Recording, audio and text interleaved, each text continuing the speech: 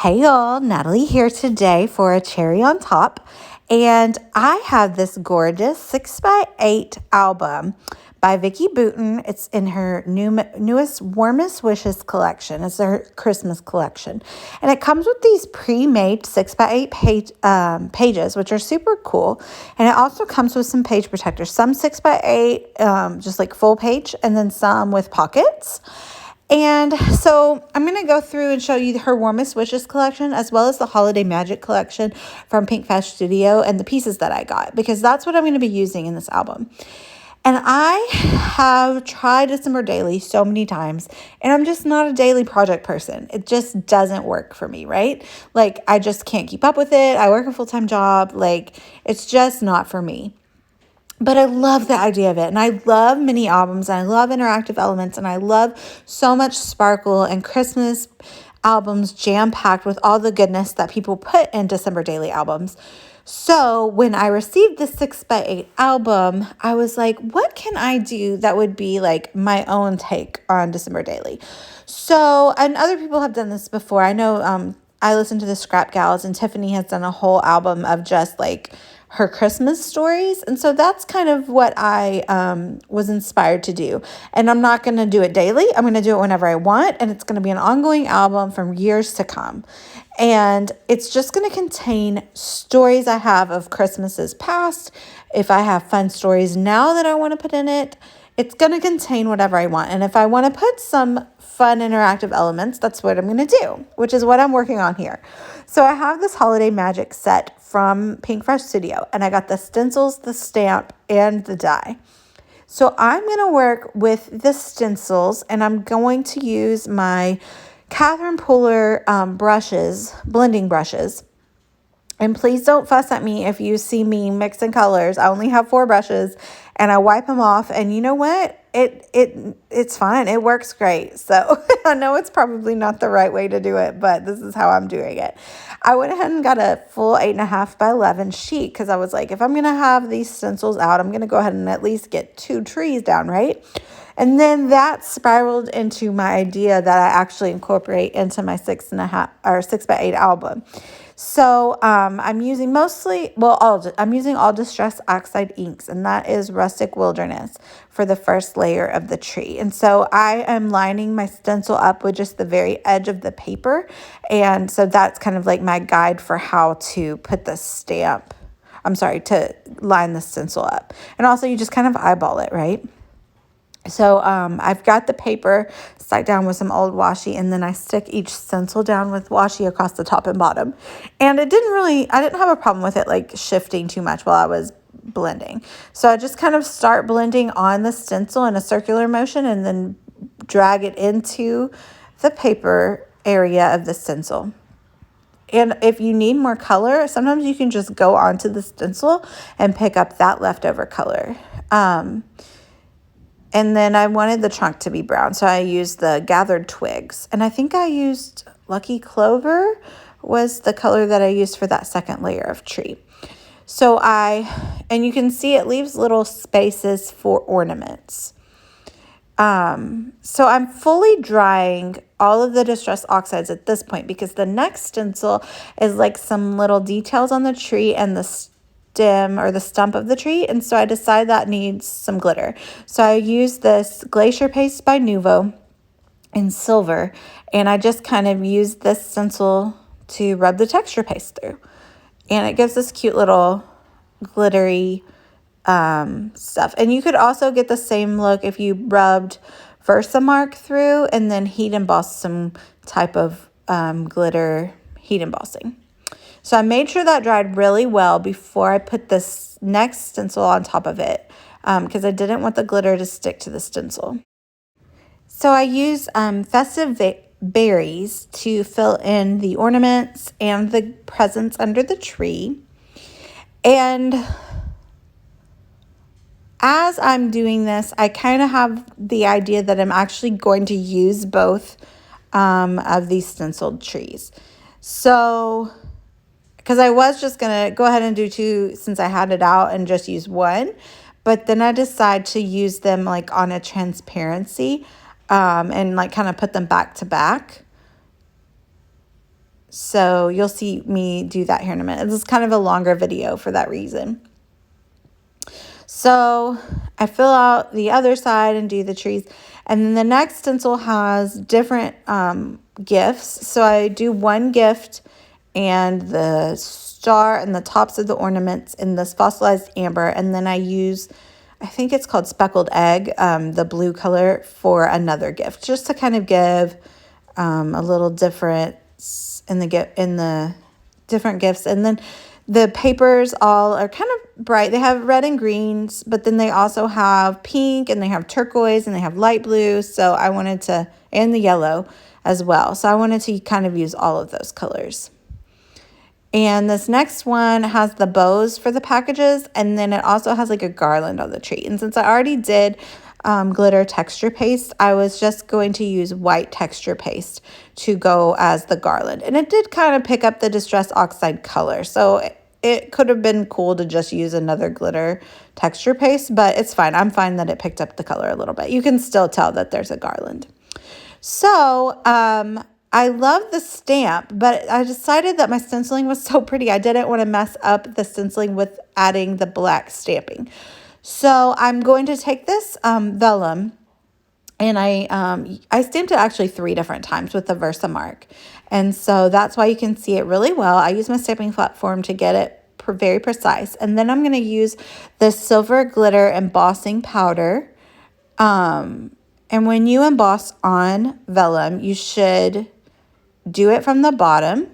It gets it hot enough because the paper is so thin and it doesn't like warp it too bad. Just don't hold it in one spot too long or like burn it or whatever. So there's the magic of the heat embossing.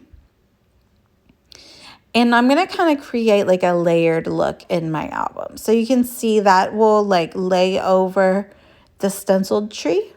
And so I'm going to cut those trees apart and send them through my big shot. So I'm going to run those through my Sizzix, and I'm going to use this transparency. I cut it down to, I think I did 5 by 7. It's smaller than the 6 by 8 pages because I like to have different sizes in my interactive mini albums. And then the transparency is going to be cut, the vellum paper is going to be cut even smaller. I don't know the precise measurements, but I did make sure that the holes on the vellum paper matched up with the transparency holes so that the glitter embossing would kind of lay over where I was going to put it. So before I put the stenciled image down, I trimmed up the vellum and lined it up with the transparency with where I would want to put the stenciled item. And I cut my holes or punched my holes. You'll see what I mean here in a minute. I don't know if I'm explaining that very well, but so I'm going to just trim that off a little bit to make it look nice and neat. Okay, so now those holes are lined up with the transparency holes. And I'm going to stick down the vellum so that I kind of like have a guide of where I want to stick the back side of my tree. And they are, they're not mirror images, but since there's kind of like a white border when you die cut the tree, it just kind of looks like there's extra snow around the edges of the tree. So that's the back side of the transparency. So that when you look at it on either side in the album, you can see the pretty tree. You'll see what I mean in here in a minute. It's kind of hard to explain. So there you can see, I don't want all that tape to show, right? So I'm going to put the other image of the stenciled tree that I die cut out. But then the presents did kind of show a little bit, so I decided to add a few more presents to kind of block the view of like the taped side through the transparency. So I stamped just the present part and I die cut it again. And the die cut does cut the presents separately from the tree. They're not connected. So I could kind of trim them up and just isolate maybe one gift or two and stick them behind the stenciled gifts. And I just did these kind of like just with a an inked outline. They're not filled in, but it just kind of gives a different look, and just like, it's like layering of the presents. Just to kind of fill out under the tree and then hide the tape from the other side, if that makes sense. So, and this is just some like transparency that I had in my stash. It just has like little pieces of confetti, black confetti, so it's cute. So there, I'm going to have that kind of like title page, and then I'm going to have the transparency with the stenciled images, and then I'm going to have the overlay. And then I decide when I put that in that I want to kind of strengthen the holes on that vellum. And I don't use washi tape a lot, but this is a great way to use some of your stash washi tape. So I use this one that's like a sweater pattern, red and white. And then I layer it with some silver glitter to match the silver glitter heat emboss. And I do that on both sides. And then it just gives me a really strong base for those holes that are punched. And so when you're flipping through the album often, then, you know, you won't accidentally pull out that vellum sheet, because it is a thinner paper, and that would have been a possibility if you had not enforced the holes in some way. And you could use like hole reinforcers, like little stickers or whatever, but I thought this was fun because it was kind of an empty space. So I'm super happy with how that turned out. So now I'm going to work on my first page. I already had a few stories that, you know, when one sparks, when I'm thinking about it, when I'm decorating for Christmas and something kind of just reminds me of it, I would like type it up on my phone and print them out. So I'm using this wood grain white paper from Lawn Fawn. It's hard to tell, but it's like embossed wood grain, 8.5 by 11 paper, and I'm cutting it down to 6 by 8. And I accidentally printed that photo twice, and I had like edited one that was like pinker than another. I had a really pink bedroom growing up.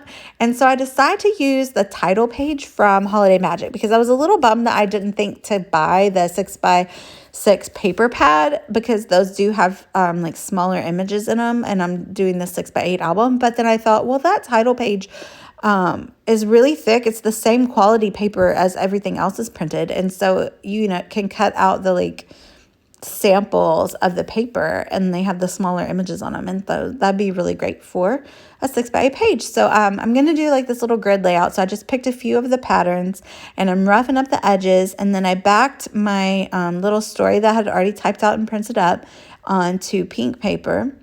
And so I'm going to layer up those photos and put like the pinker tinged one behind. So you just kind of see two little Natalies there. But this was a story about the Christmas tree that I had in my room growing up. Yeah, I just thought it was super cool that I had my own Christmas tree when we moved to this new house, and I had my new pink bedroom and everything. So I'm just kind of figuring out how to arrange that. And I'm keeping it really simple.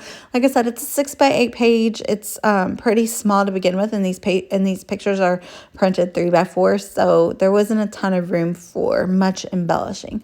So I decided to move that grid piece down a little bit and kind of layer it up in a funky way. But I'm just going to put a couple little stickers above the story, and that's going to be it. So make sure you check me out on the Cherry on Top blog. I'll link down below. And if you would like to shop for any of these Christmas pieces, I highly encourage it. I'm going to put my affiliate link down below if you would like to shop through there. There's probably some really great Cyber Monday sales going on today, and maybe still some of the Black Friday deals are lingering as well. So check those out with my affiliate link down below, and make sure to check me out on the blog, and I would love it if you would like and subscribe. Stay tuned throughout December to see some more of my December stories.